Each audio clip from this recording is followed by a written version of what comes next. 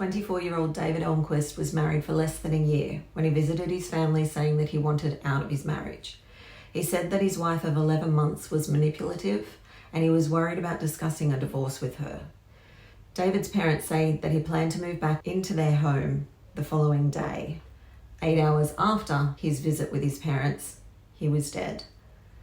The way that he died was especially heinous, and investigators and David's family are at odds over what they believe transpired in those 8 hours. Today we'll be discussing the heartbreaking case of David Elmquist. Hello my friends, how is everyone today? I hope you are all well. Before we get into the case, I want to run through the usual disclaimer.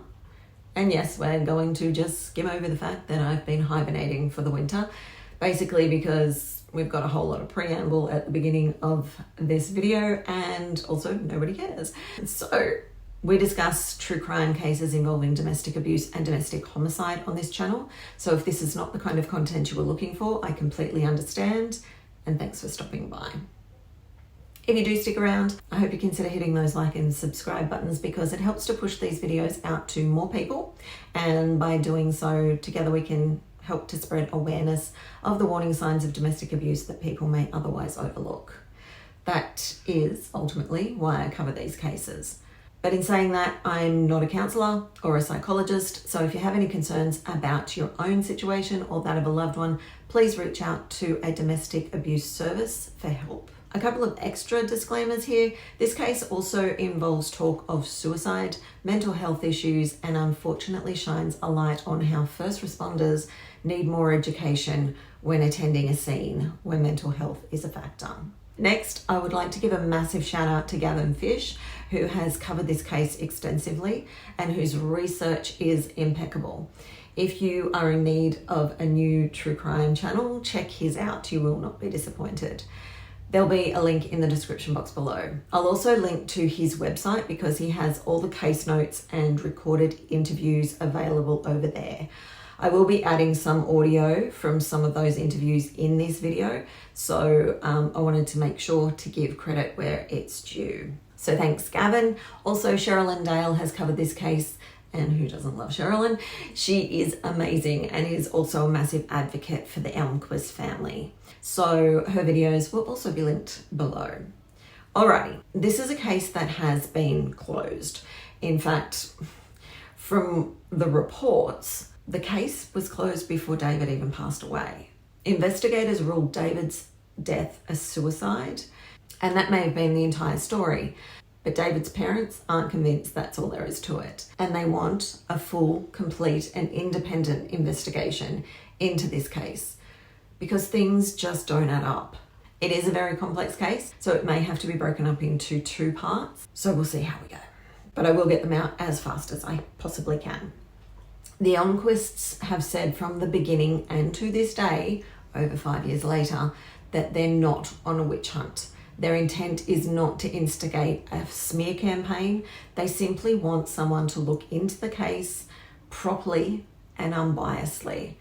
After looking into it myself, I don't blame them. If this were my brother, I'd be on the warpath, and I don't think I'd be as patient as they've been. If at any point while listening to David's case, you also believe this needs to be reopened and looked into, I implore you to sign the family's petition, which I've linked to in the description box below. If we can take a moment to be active true crime consumers together, hopefully we can make a difference. I'd also like to hear your take on it though, because it is a perplexing case to say the very least. So drop a comment below. Okay, so let's start at the beginning.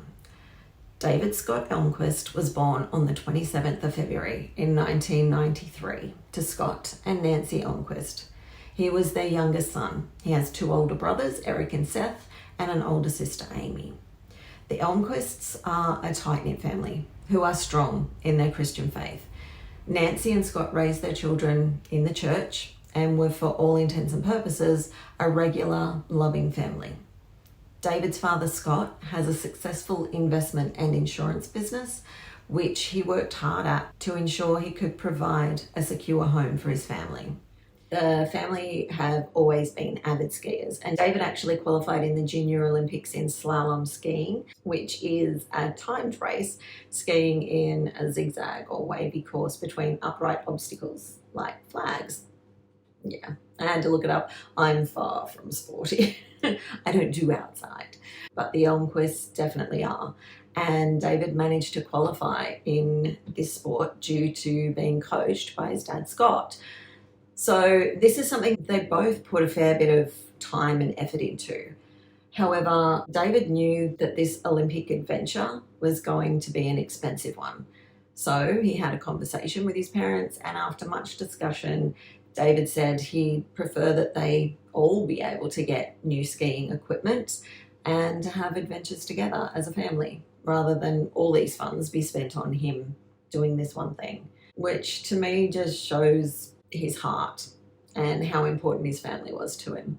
The family lived in rural Minnesota, and David graduated from Dassel Kokoto High School in 2011. He's described as a great student and basically a friend to everyone. He was also known as the class clown. He liked to make everyone laugh. His sister Amy describes him as a goofball, saying he had a goofy sense of humour. She also says he was a go with the flow kind of guy. He hated conflict or drama. His dad says much the same, but also goes on to say that he was respectful and quite sensitive. Throughout his time in high school, David dated a girl who attended the same church he and his family did, by the name of Emily Mannanen. This relationship was on and off and not all that serious, even though David took Emily to his junior prom. David and Emily weren't at school together. They went to different schools, but they grew up in church together. By her account, they met when they were about 8 years old. And people have said that Emily was not always the nicest person while she was with David in public. She had an unpleasant, somewhat snarky attitude and seemed to enjoy putting him down and belittling him when they were together.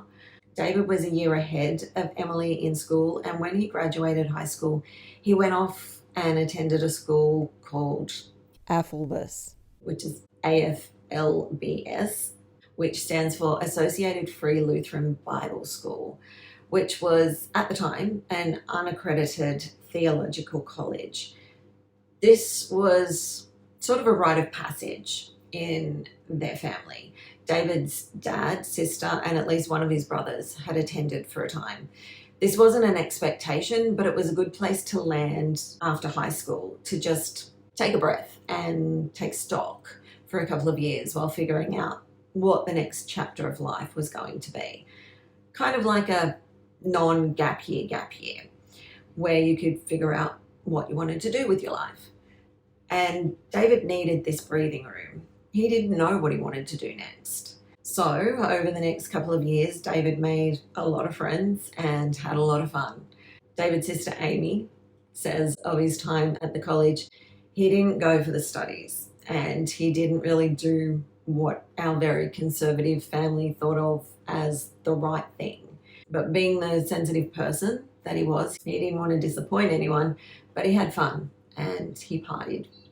He enjoyed his time in college. He drank, he even smoked recreationally, though neither of these things were done excessively. David didn't end up graduating from the college. Amy says she's not entirely sure, but she thinks it's because he didn't have great grades by the end of his time there. This was the time that David needed, though, and even though he still didn't know exactly what he wanted to do with his life, he'd grown in his time at the college. So once he left, David started hearing about the opportunities available out in North Dakota due to a huge oil boom in the area at the time. He moved in with his sister and her husband and began working at Walmart. Due to the lack of workers, they were paying around $25 an hour to stock shelves, which doesn't sound so enticing to an Australian, fairly standard and not something to move states for, but this was at least double the standard hourly rate. So David worked there for about 2 years. The work was seasonal and David went back to Minnesota a few times. He worked with his dad for a bit and tried out the whole insurance and investing business, but the suit and tie life didn't really suit him. However, it was in his time back home that David reconnected and began dating Emily again. Amy says that when Emily spotted David, she seemed to be determined to spark a relationship. Amy's take on this was that Emily fell in love with the idea of the lifestyle David had, because by this time, David was financially flush. He was kit out in dapper clothes and he was driving a nice car. David's sister believes that these are the things that caught Emily's eye, not David himself. Meanwhile, David felt like he was at a crossroad. He had been tossing around the idea of using his artistic talents in the architecture world, but still wasn't 100% sure, and he had fallen in love with the slow pace of life in Western North Dakota.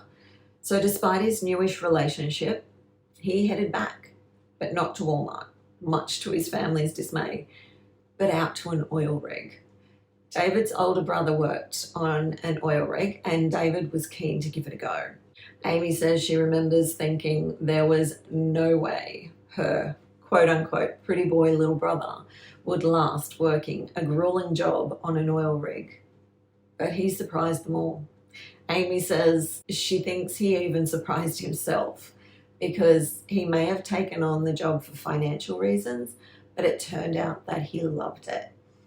Amy says he really found himself and she could see that he really enjoyed the hard work and she enjoyed watching him become such a strong and independent man.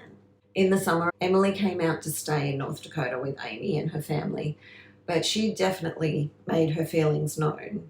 She did not like life in Western North Dakota. Actually, Amy says she despised life in North Dakota. She says Emily didn't like the culture and that she thought that the people were beneath her. Emily was in school at the time, so she went back to Minnesota at the end of summer, but came back after the school term ended.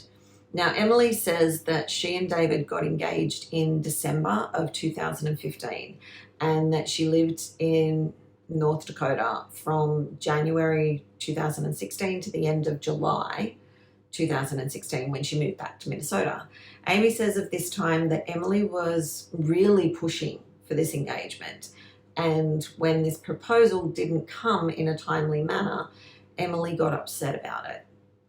David ended up asking his sister and her husband to help him set up for his proposal, and once they were engaged, they set a date for soon after. Now, from what I can gather, originally the plan was for David to continue to work in North Dakota for a time to make some more money, and then he was going to move back to Minnesota. Now, whether this is something they agreed on or if it was just assumed by Emily, I don't know.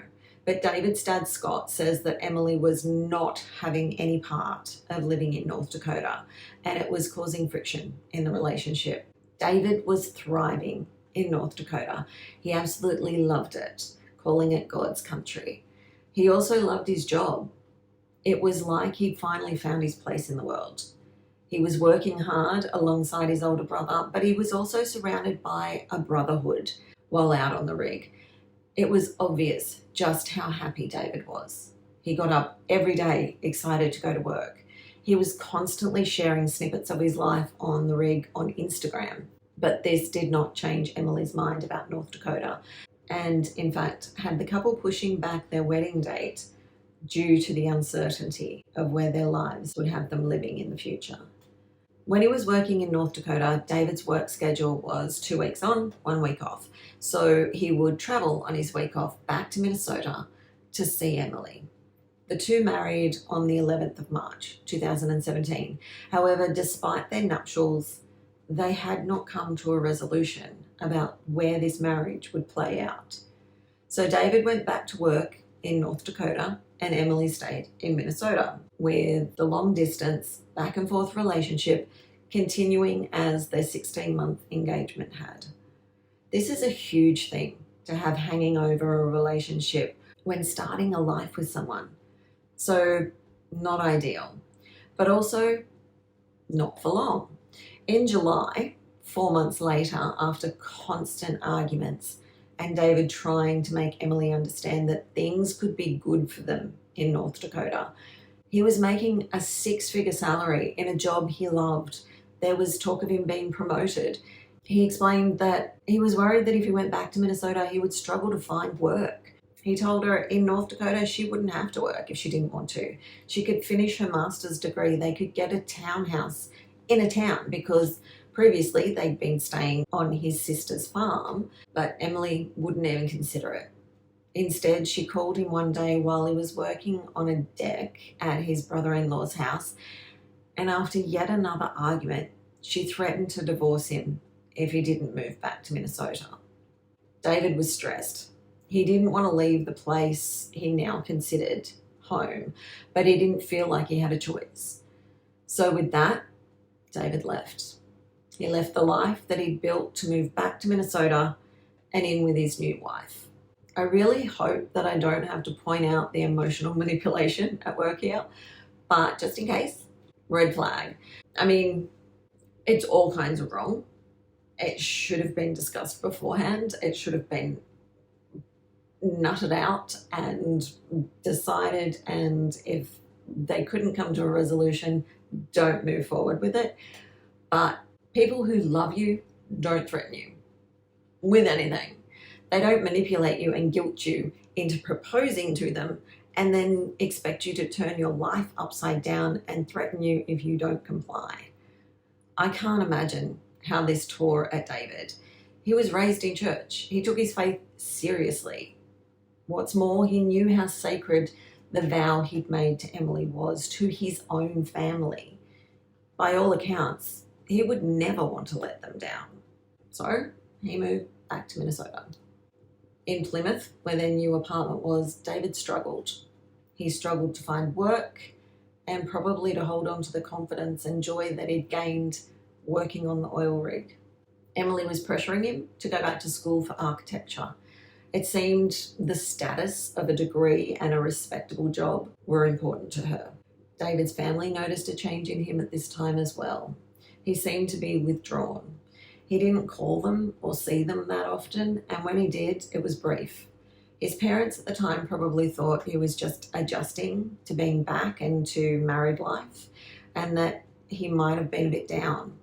But there was more going on, and it wasn't until later that they would find out just how bad things had gotten in this fledgling marriage.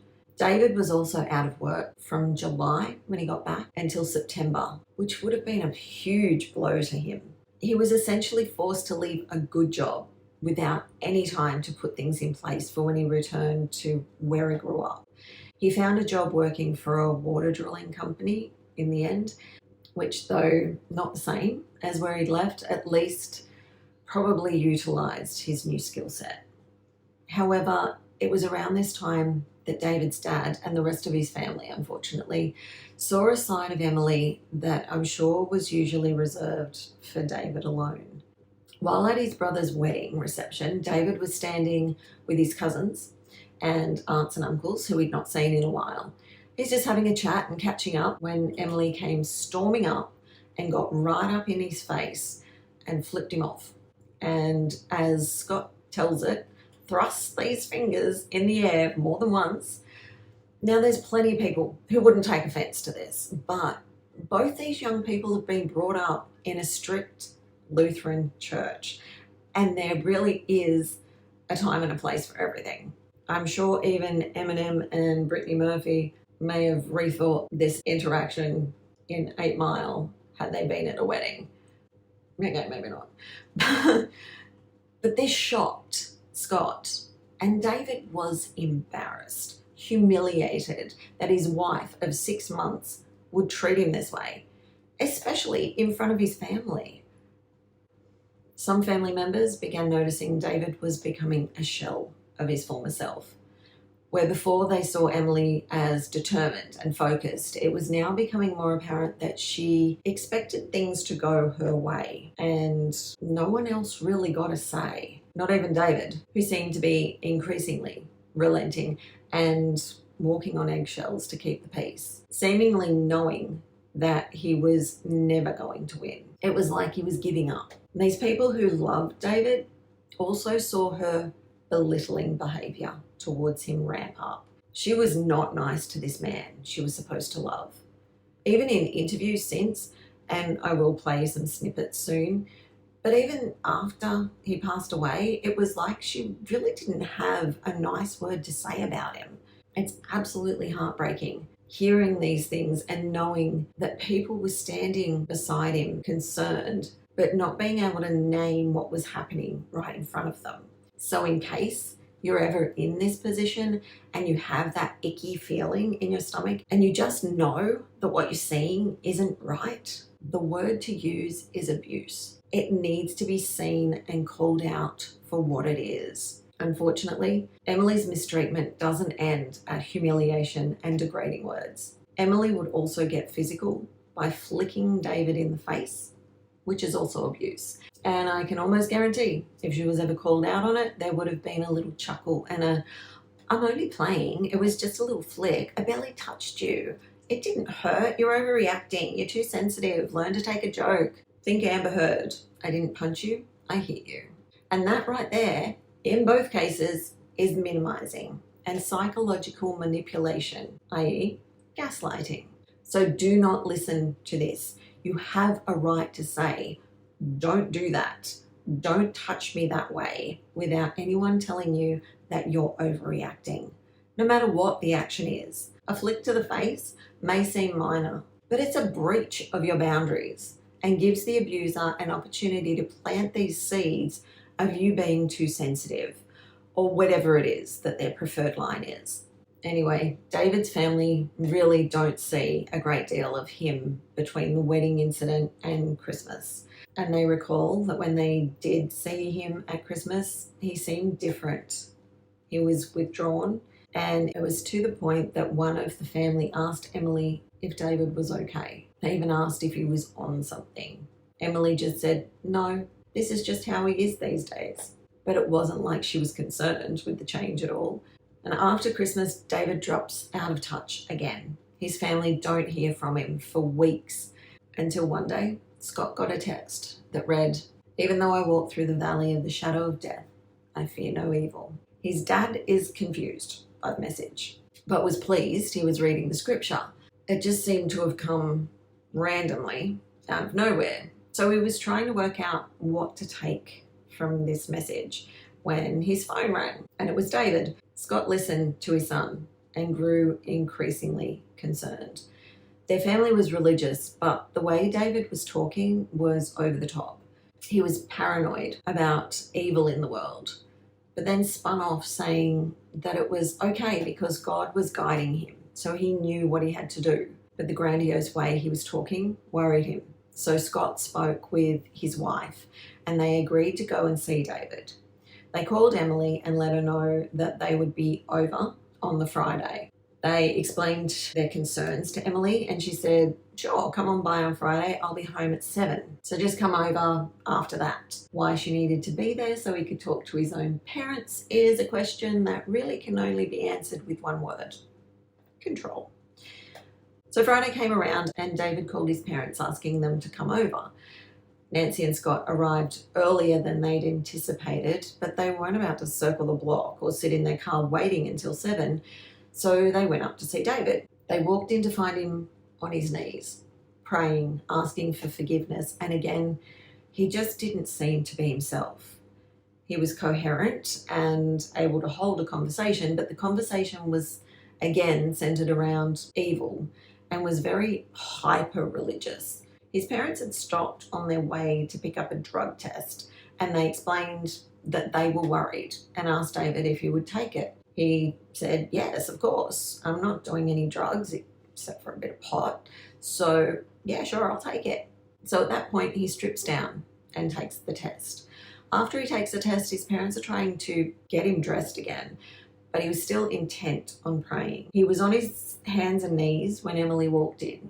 She came in hot too. She wasn't concerned about her husband though. No, she was angry that his parents were there without her being present.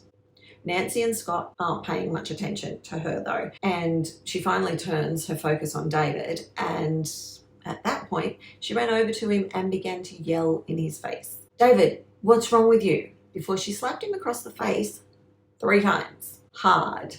His parents were stunned and it took them a moment to process what they were seeing. After the 3rd slap, rang out and Emily was still screaming his name, Nancy said, "Stop, what are you doing?" And the reply she got upset her as much, if not more, than seeing her son being slapped. Emily calmly said, "It's worked before." Scott recalls this incident and says it just demonstrated David's vulnerability at this time. Here he was, a man of 6'2", totally defenseless and at his wife's mercy. And from her response, who knew how many times this had happened before? After pleading with Emily to stop, Nancy said, "We have to get him to the hospital." And Emily's response to this was, "I'll just call the police and have him tasered." I cannot even imagine what was going through David's poor parents' minds at this point. They have no idea what's happening with their son. And the person who is supposed to love him and support him, who, by the way, has experience apparently in the mental health field, is abusing him right in front of them, right before their eyes. Not to mention suggesting that she would have law enforcement do the same. Horrendous. And yes, I did say that she has experience in mental health. She's been trained to recognize, work with, and de-escalate a situation when someone is in a mental health crisis. Yet her first reaction is to smack him in the face. I'm sure most untrained people would have a more appropriate response than that. David did go to the hospital that night. His parents made sure of that. And when he was admitted, he told staff that he only wanted his dad to have access to his medical records, not his wife, which for a controlling person like Emily, I'm sure did not sit well at all. The first things done once David arrived at the hospital were bloods and a CT scan, both which came back normal. And that was when they put him on a 72-hour psychiatric hold so they could evaluate and assess him, try to work out what was going on. He was in the hospital for about 12 days. The doctors prescribed Referral and they believed this was an episode of psychosis. He was ultimately diagnosed with unspecified schizophrenia, unspecified psychosis not due to a substance or known physiological condition, and uncomplicated cannabis dependence. Now, it's important to note here that unspecified schizophrenia is used when, quote, symptoms cause significant distress in the person's life but do not meet the full criteria for any of the disorders in the schizophrenia spectrum and other psychotic disorders class, end quote. That is according to the National Center of Biotechnology information. So just so we're clear, David was not diagnosed as a person with schizophrenia. He had experienced similar symptoms, but doctors weren't able to determine what had caused them. After 12 days, the hospital staff were a bit hesitant for him to go home. They wanted him to stay a couple more days to be sure he had stabilized fully. So there was a hearing held and Emily said under oath that she would support David in his return home. She also said that he'd never had an episode like this before. Really? Then why were you slapping him in the past, love? She also said that she didn't believe he was a threat to himself or anyone else. And that's fairly evident. David was never violent or aggressive in this state or any other, even when he was being slapped about. There isn't a recording of the hearing, but the transcripts are over on gavinfish.com if you want to check them out. Okay, Emily. So this is direct. And being that Emily is David's wife, this is their attorney. Question. Prior to events leading up to hospitalisation, had you had those sorts of concerns regarding his mental health prior to that? Answer. No. Question. This was the first incident? Answer. Yes. Question. And what led up to you deciding that he needed to be in the hospital? Answer. When I arrived home Friday evening from work, he was just wearing his underwear and was reading the Bible to his parents. That's very out of the ordinary. He was unresponsive to me and was very preoccupied with these religious statements, which is really out of the ordinary for him. So it was sort of a group decision at that time that we needed to take him in to make sure that there wasn't something medically going on or something with his mental health. We weren't sure at the time. Question. And at that time, did you feel that he was a danger to you or others? Answer. He was very upset with me, very angry towards me, but I didn't feel that he would hurt me. There was a lot of people at our house, so I felt safe in numbers, I guess. Question. And did he think that he would be hurting himself? Answer. No, I didn't think that he would be a danger to himself. Cross-examination. Now, just a quick couple of follow-up questions. You stated that when the night that you made the decision to bring him into the hospital, that he was upset and angry with you, but you didn't feel that he would hurt you because there were numbers there. Were there other people there? Answer. Yeah. I didn't feel that he would, I didn't really feel that he would hurt me in general, but I knew that it wouldn't be an issue because his parents were there also. And he was not angry with them and he was listening to them. So I just kind of took a step back. Question. Now, you also stated that, have you been in contact with the hospital about his treatment plan?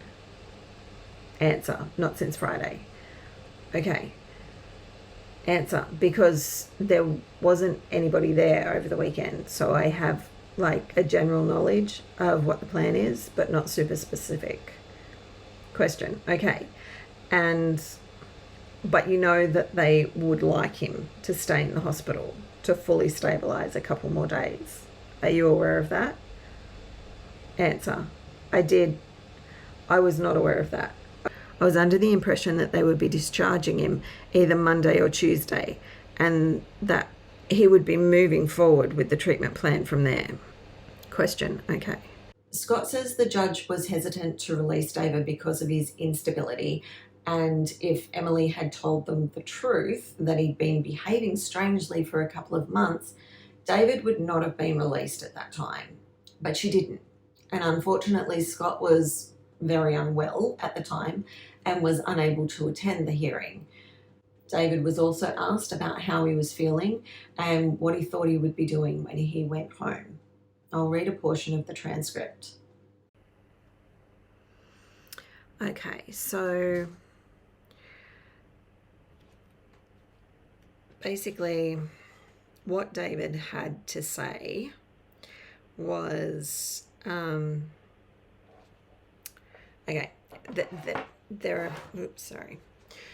are two people interviewing David, like in any court situation. There's the side of the hospital and the side of the patient. So this is direct, which would be David's people speaking to him, saying, Mr. Elmquist, you understand that this is set on for a full hearing on February 1st, 2018 at 10 a.m. David says yes. And if you were released from the hospital, what would you do between now and the hearing? David says, I would just go home and be with my wife. I could possibly contact my work. I know they're interested in having me back. So I would contact my work and possibly go to work tomorrow. Question. Has your mental health, do you believe that your mental health status has changed since you were first admitted to the hospital a week ago? Answer. Yes. I think the week leading up to me leading to the hospital and all the variables involved and where my brain was at, I'm in a much more stable and thought-oriented mindset. Question.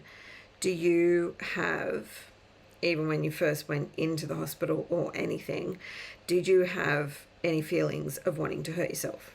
Answer. No. Or to hurt others? No. This is the cross-examination.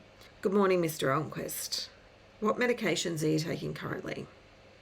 I'm on Referral, I think it's called, I believe. Okay, do you believe that helps you? I am prescribed with 3 milligrams at night and it helps me sleep. It sedates me. Question. Okay, so does it help you with anything else? Answer. I believe over the past years, my chemical imbalance between alcohol and marijuana, it will definitely help stabilize that with no intentions on using alcohol or marijuana in the future. I just want to live a quiet life with my wife. Question. Okay. Now, you understand that the hospital is requesting that you stay in the hospital to make sure that you stabilize fully. Is that correct? Answer. I was just under the understanding of continuance of dismissal, I guess. So I'm understanding that they want me to stay there to make sure I'm continually stable.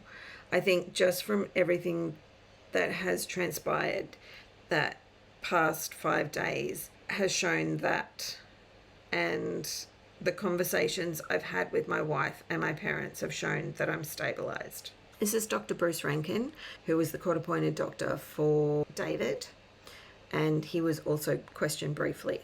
And he said, my only concern is that when he says that he might consider returning to work, I think that the hospital's recommendation that he remain and stabilize would be the better course for him. Given that what he described in the interview about his mental state, and the last time he went to work, it sounds like he would not be safe.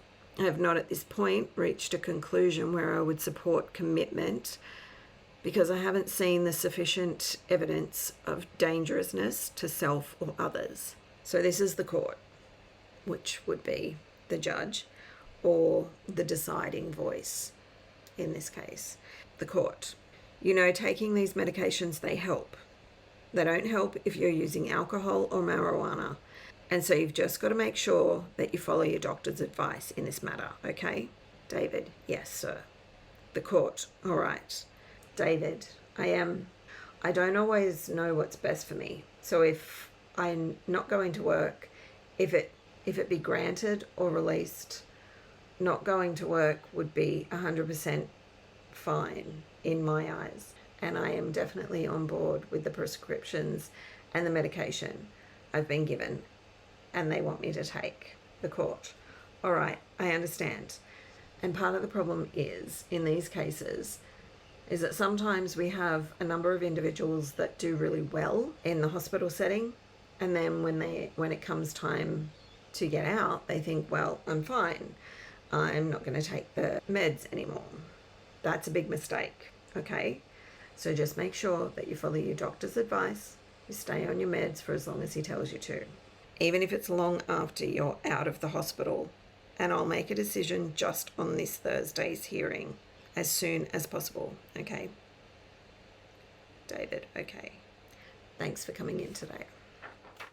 Reading his responses, he doesn't seem completely clear in his thinking, at least to me. It may be the way he always spoke, but it sounded again to me like he was wanting out of the hospital, who wouldn't, and was saying whatever he thought would achieve that end. But it was also a bit of a word salad and had a heavy focus on going home to be with his wife.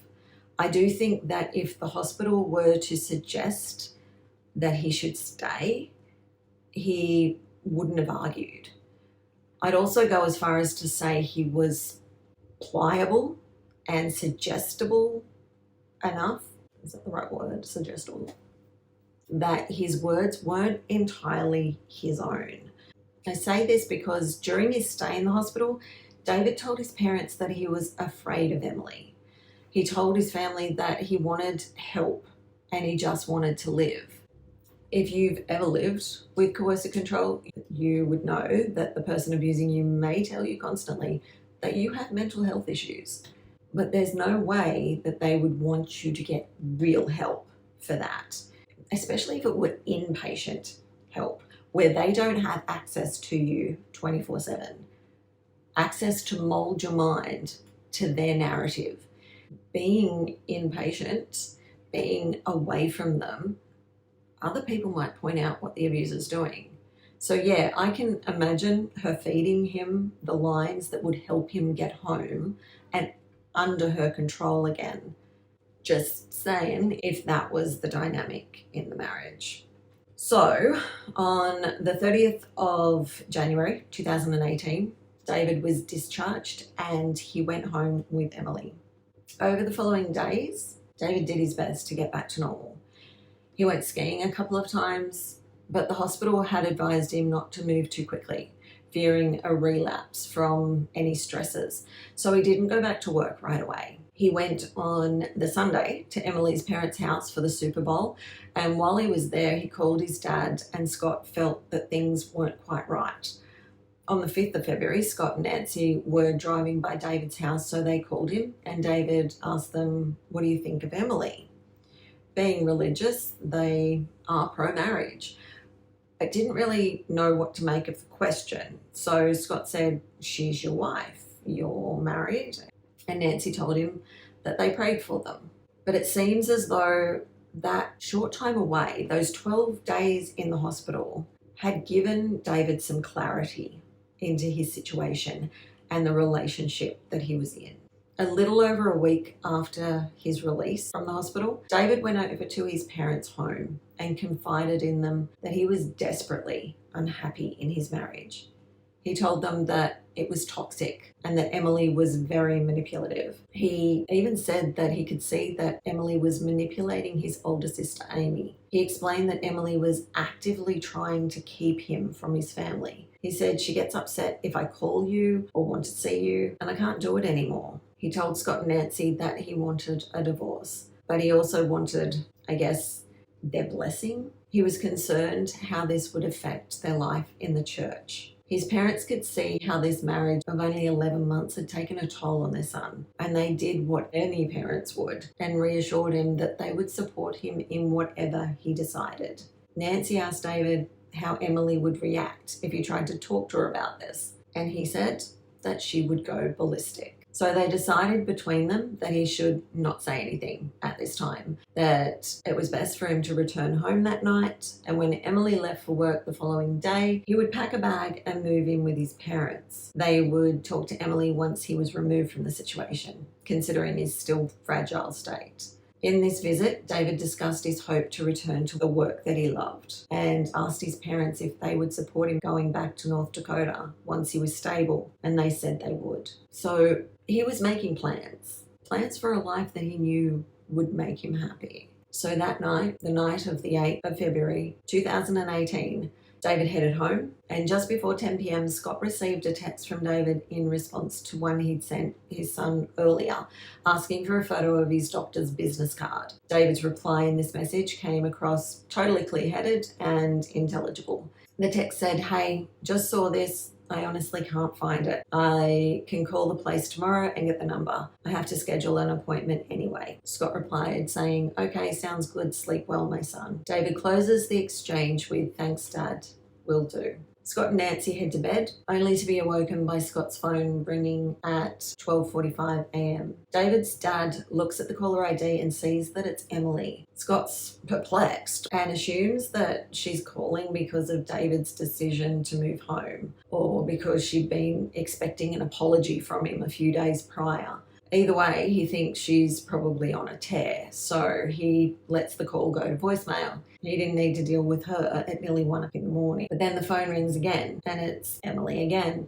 So he answers. Emily simply says, "Scott, I don't know how to tell you this, but David started a fire. He set himself on fire, and it doesn't look good." In a daze, trying to understand what he'd just been told, he and Nancy headed to the hospital. While they were on their way, Emily called again and said that the prognosis from the doctors is not good. They're saying David probably only has about a 1% chance of survival. This completely tears Scott apart. He is so devastated that he's unable to continue driving. Nancy had to take over, and when they got to the hospital, they found Emily and her mum. Scott says when he saw them, they seemed scared. They even sort of backed up. He asked her what had happened, and he says Emily said David poured some sort of oil over himself. So Scott asked, was it Bakken oil? And he describes her response as bad acting, like feigned surprise realization. And she's like, yeah, that's what it was. This, along with the fact that she was so distant, struck Scott as odd. because at times like this, families generally come together, hug and console each other. But when David's dad went over and hugged them, he says they just seemed stiff. He could see that Emily had been crying, but at this point she just seemed distant and calm. And I know everyone reacts to things differently, so take all of this for what you will. I'm just giving you the information. She doesn't sound upset in any of the recorded interviews, not even the one that was conducted at the scene when they had finally taken David to the hospital. Oh, except for when she's briefly in the background on the phone with her mum. So maybe she's just very composed when she's talking with people she doesn't know. I don't know. So please don't think I'm trying to sway your thoughts on this, because it's quite the opposite. I want your thoughts. I'm just giving you what I've observed and heard from the interviews and the timeline that the family has shared. David's parents went in to see him and were grief-stricken at the sight of their strong young son in such a broken state, lying in the bed, being kept alive by the ventilator. The doctors again said there was really nothing they could do for David. His chances were so low that their advice would be to remove life support. So still trying to process the confusion of the past few hours and faced with the waking nightmare that they found themselves in, they made the heartbreaking decision to cease life support. They asked how long David was likely to survive once the ventilator was turned off. The doctors told them that it could be up to a few hours because David was young. David's parents were so distraught and Scott's cries were so anguished, they decided to say goodbye to their son and leave the hospital, believing that Emily would be there with him. They found out later that that wasn't the case. David passed alone with only a nurse and the hospital chaplain beside him. When the family found this out, they were devastated. David had so many people who loved him, and yet in his last hours, he'd been alone. Amy has said since that she wished that the doctors had considered the state that her father was in and let him know that it was okay to leave David on the ventilator, that he wasn't in any pain, so that he could take a minute to attempt to comprehend what was going on, call other family in for support and to say their goodbyes. It happened so quickly. And even though she has no doubt that removing life support was the right thing to do, she still carries the pain of her little brother dying alone with her. Okay, so what happened? How had a 24-year-old young man gone from making plans for his future to 8 hours later having such horrific burns that he would not survive? Well, that's the question, isn't it? It's a question David's family have been pleading for answers to for more than 5 years. And breaking down what has come out about that night is where we'll pick up in part 2, which will be uploaded ASAP. Thank you all for your continued support. And if you are new here and finding this content valuable, please do the YouTubey things and like and subscribe, share, and hit the bell so you don't lose my little channel on the interwebs, and so you'll be notified when part 2 is uploaded. I'd also love for you to leave your thoughts about this case in the comments box below. As always, there's a list of resources below if the content of this case has raised any concerns for you regarding your own relationship or that of a loved one. Please don't hesitate to reach out for help. Until next time, please take care of yourselves and be kind to one another. Bye.